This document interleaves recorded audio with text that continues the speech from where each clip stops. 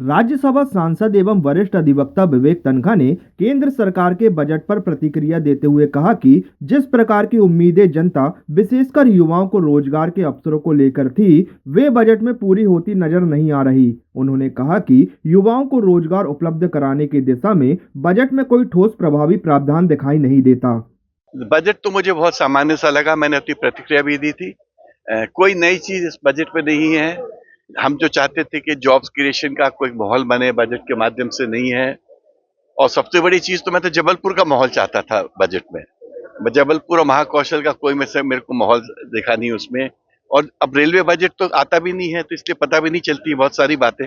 Overall it was a very average budget. It has caused no excitement in India.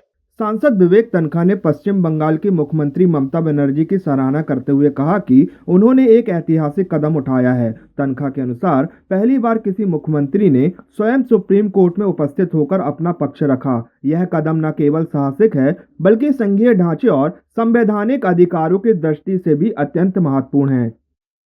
देखिए, मैं उस दिन देख रहा था पूरे प्रोसीडिंग्स को।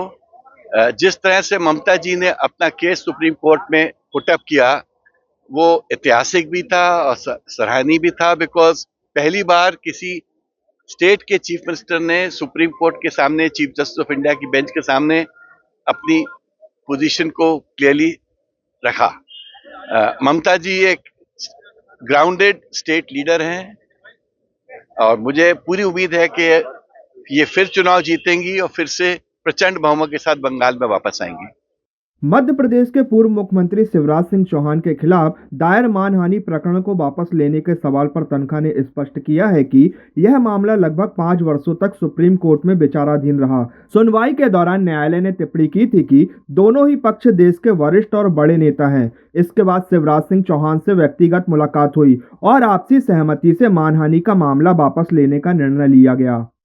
4-5 साल हो गए थे और सब जगह तो मैं ही जीता था। सुप्रीम कोर्ट में पेश पेंडिंग था, शिवराज जी मेरे मिले और सुप्रीम कोर्ट ने बार बार हम लोग से आग्रह किया कि हम चाहते हैं कि आप दोनों बहुत वरिष्ठ लोग हो, हम ये केस डिसाइड करना नहीं चाहते, हम चाहते हैं कि आप लोग आपस में बात करो।